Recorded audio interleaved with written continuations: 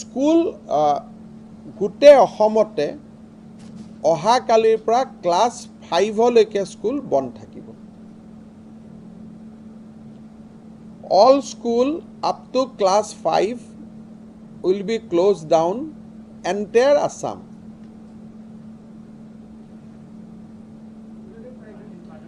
private public shop up to 30th January 30 January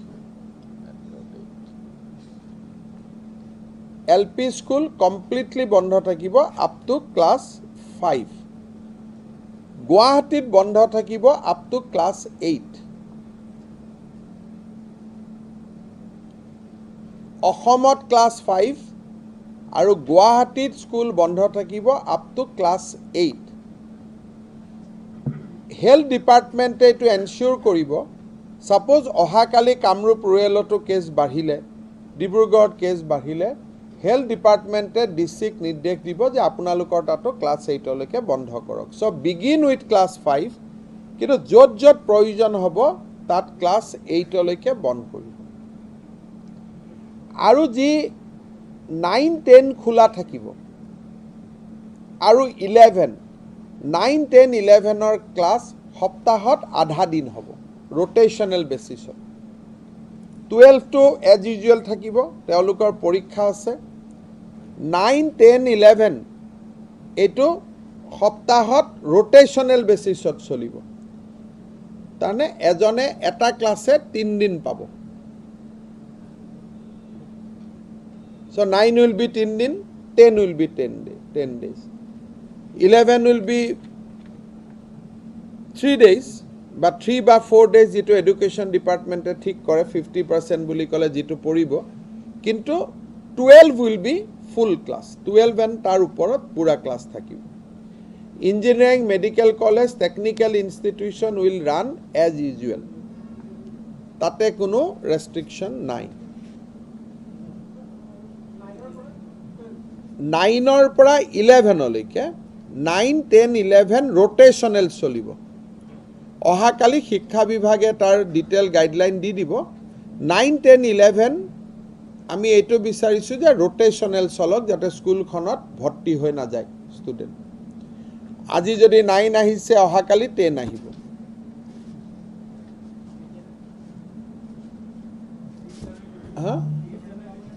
হা time তো education ডিপার্টমেন্টে যেটো নরমাল স্কুল আওয়ার্স হ'ব এডুকেশন ডিপার্টমেন্টে নোটিফিকেশন ইস্যু কৰিব যে 9 কোনবাৰে আহিব 10 কোনবাৰে আহিব এটো এতিয়ালৈকে 30 জানুৱাৰী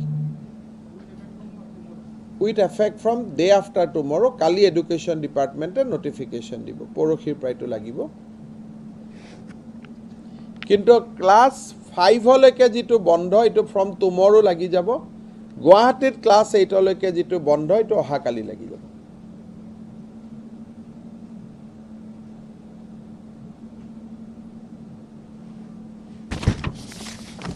এতিয়া ইয়াৰ উপৰিও আমি কেইটামান সৰু সৰু আৰু ৰেস্ট্ৰিকশন লাগিব অহাকালিৰ পৰা কাৰফিউ হ'ব 10টা বজাৰ পৰা 6 বজালৈকে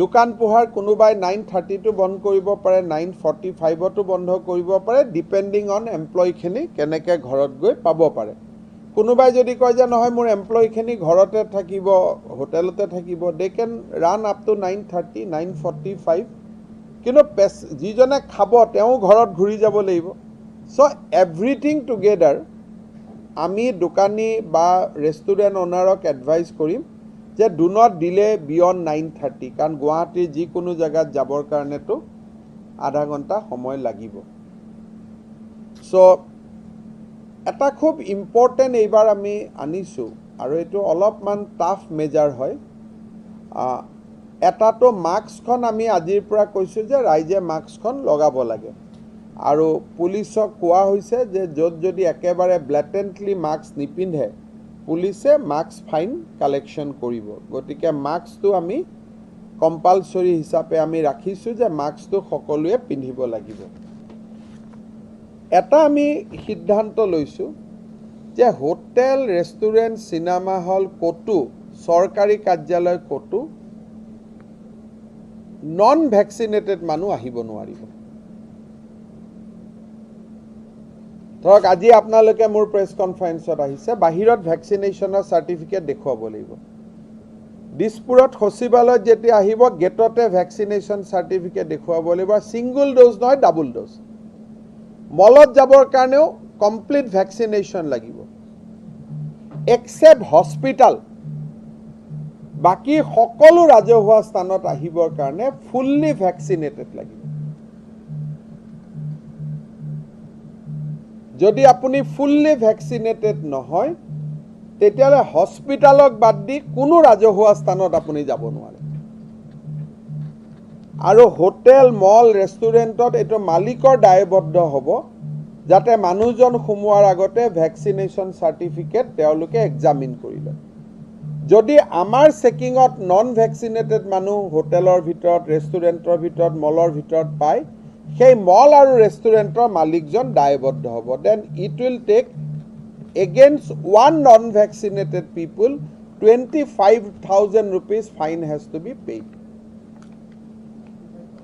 25,000. Suppose এতিয়া তাজত কোনোবা আহিলে মানুহজনক আমি নকৰোঁ, অনাৰজনক কৰিম। মানুহজনৰ লগত আমি কথা নাপাতোঁ, কাৰণ মানুহজনক আমাৰ মতে আপুনি সোমাবই নিদিব যদি নন ভেকচিনেটেড মানুহ হয়। আৰু এইটোৱে বহুত মানুহক এফেক্ট নকৰে। মই ভেকচিনেশ্যন ফিগাৰটো দিম আপোনালোকক, এইটো লৈ পেলাই দেখাত যদিও ভয়ংকৰ যেন লাগিছে, actually it may not include many people. Vaccinated বুলি ক'লে আমি ডাবল ভেকচিনেশ্যন বুজাওঁ। আৰু চৰকাৰী কাৰ্যালয়তো নন ভেকচিনেটেড এমপ্লয়ী 15 তাৰিখৰ পৰা নাহিব। কিন্তু নাহা মানে এইটো ছুটি নহয়, নো ৱৰ্ক নো পে থাকিব। তাৰমানে তেওঁলোকে যে নাহিব, তেওঁলোকে এনেকুৱা নহয় যে ভালেই হ'ল বন্ধ হৈ গ'ল, তেওঁলোকে সেই দিনটো দৰমহা নাপাব। প্ৰথমতে আমি কেজুৱেল লিভত এডজাষ্ট কৰি দিম, আৰু কেজুৱেল লিভৰ পিছত আৰ্ণ লিভত এডজাষ্ট কৰি দিম, তাৰপিছত নো ৱৰ্ক নো পে হৈ যাব।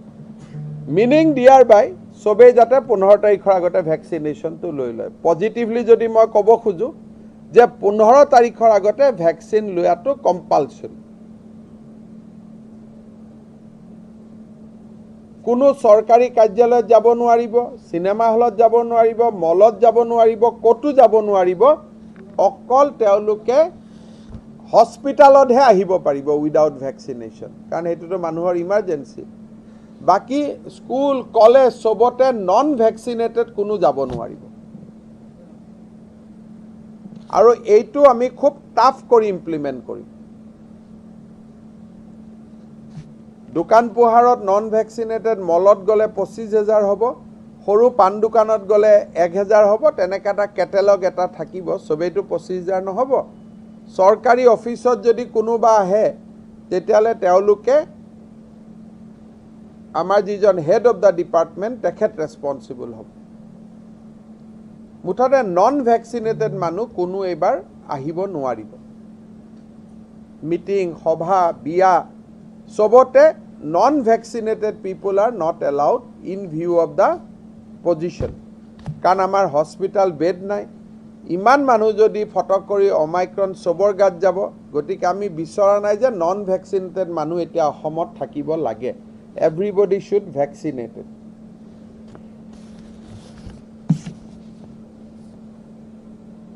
মটৰচাইকেলত যদি কোনোবাই পিলিয়ন ৰাইডিং কৰে, ভেকচিনেটেড মানুহে পিলিয়ন ৰাইডিং কৰিব পাৰিব। গাড়ীত যদি উঠিব খোজে, ভেকচিনেটেড মানুহে গাড়ীৰ পেচেঞ্জাৰ হ'ব পাৰিব। চিটি বাছত অকল ভেকচিনেটেড মানুহে যাব পাৰিব। 15 তাৰিখৰ পৰা নন ভেকচিনেটেড মানুহৰ কাৰণে এক প্ৰকাৰ কাৰফিউ লগাই দিয়া হৈছে। খালি হস্পিটালতে, নিজৰ ঘৰত থাকিব পাৰিব, হস্পিটালত আহিব পাৰিব 15 জানুৱাৰীৰ পৰা, কাৰণ এটাতো সময় দিব লাগিব। গতিকে 15 জানুৱাৰীৰ পৰা এইটো আমি কৰিছোঁ। মই আহি যাম, বহুত নহয়, মই লাষ্টলৈকে আহিম। হা, ডাবল ভেকচিনেটেড ফুল্লি, এটা পাৰ্চিয়েলি ভেকচিনেশ্যনৰ কথা নাই। পাব্লিক বিয়াই সভাই 200 জন মানুহ থাকিব পাৰিব, বা কেপাচিটি অফ দ্য হলটোৰ 50%।